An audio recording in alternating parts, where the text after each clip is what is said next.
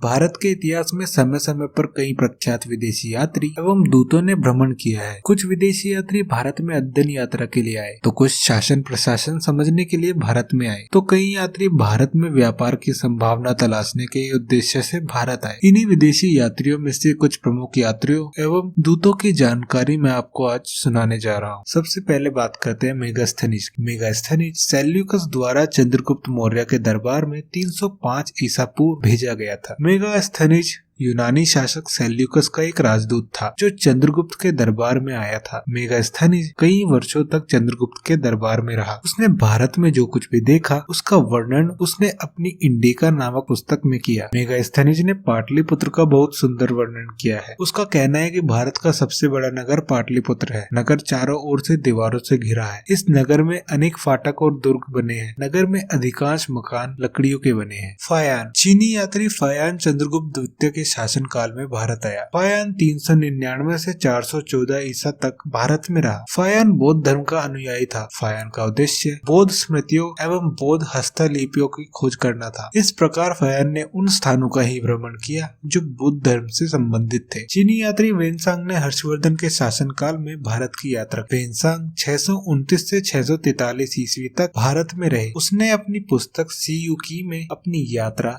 तथा भारत का विवरण दिया। इनके वर्णनों से ही हर्षवर्धन कालीन सामाजिक, आर्थिक, धार्मिक तथा सांस्कृतिक स्थिति के बारे में परिचय मिला है। वेनसांग के प्रमाणों के कारण ही ज्ञात होता है कि हर्षवर्धन एक परिश्रमी तथा परोपकारी शासक था। वेनसांग ने हर्षवर्धन की कलात्मक भावनाओं पर भी प्रकाश डाला है। हर्षवर्धन ने हमेशा ज्ञान अर्जन को प्रोत्साहन दिया। ईत्सिंग एक चीनी यात्री एवं बौद्ध भिक्षु था। वह नालंदा विश्वविद्यालय में 10 वर्षों तक रहा था। उसने वहाँ के प्रसिद्ध आचार्यों से संस्कृत तथा बौद्ध धर्म के ग्रंथों को पढ़ा। ईत्सिंग 675 ईसा के समय सुमात्रा होकर समुद्र के मार्ग से भारत आया था। इन्होंने नालंदा एवं विक्रमशिला विश्वविद्यालय तथा उस समय के भारत पर प्रकाश डाला। ईत्सिंग ने 691 ईसा में अपना प्रसिद्ध ग्रंथ भारत तथा मालय द्वीप पुंज में प्रचलित बौद्ध धर्म का विवरण किया। यह ग्रंथ बौद्ध धर्म और सांस्कृतिक साहित्य के इतिहास का स्रोत माना जाता है। अलबुरानी का जन्म आधुनिक उज्बेकिस्तान में स्थित ख्वारिज्म से सन 973 में हुआ था। वह फारसी का एक प्रसिद्ध विद्वान था। उसने महमूद गजनवी की सेना के साथ भारत की यात्रा की थी। इसने तहकीक हिंद नामक पुस्तक की रचना की। अलबुरानी द्वारा रचित कुल 14 पुस्तकों में किताब उल हिंद सबसे अधिक लोकप्रिय पुस्तक है। उसकी इस पुस्तक को दक्षिण एशिया के इतिहास का प्रमुख स्रोत माना जाता है। अलबुरानी का असली नाम अबू रेहान मोहम्मद था, लेकिन वह अलबुरानी के नाम से ही अधिक प्रसिद्ध हुआ, जिसका अर्थ होता है उस्ताद। Marco Polo. Marco Polo Venice यात्री था। यह एक इतालवी यानी इटालियन व्यापारी, खोजकर्ता और राजदूत था। इसका जन्म वेनिस गणराज्य में मध्य युग के अंत में हुआ था। मार्को पोलो ने अपने पिता निकोलस पोलो और अपने चाचा मातेयो के साथ समुद्री की यात्रा की थी। वह रेशम मार्ग की यात्रा करने वाला सर्वप्रथम यूरोपियन में से एक था। उसने अपनी यात्रा 1271 में लाइयासूस बंदरगाह आर्मेनिया में प्रारंभ की थी। वेनिस से शुरू हुई अपनी यात्रा में वह कुस्तुनतुनिया से वोल्गा तक, वहाँ से सीरिया, फारस, काराकोरम और फिर काराकोरम से उत्तर की ओर बुखार से होते हुए मध्य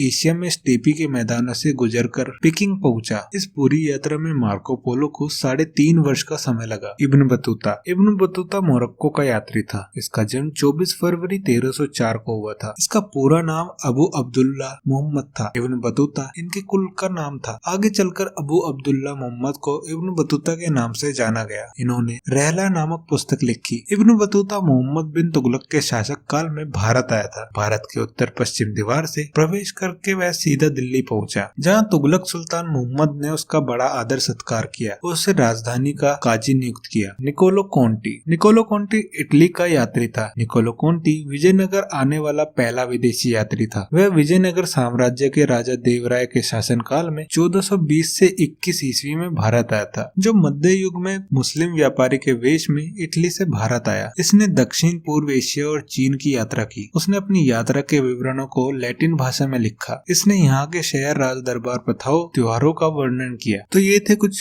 विदेशी यात्री जो भारत आए थे। वीडियो पसंद आए तो वीडियो को लाइक करें, सब्सक्राइब करें और कमेंट जरूर करें।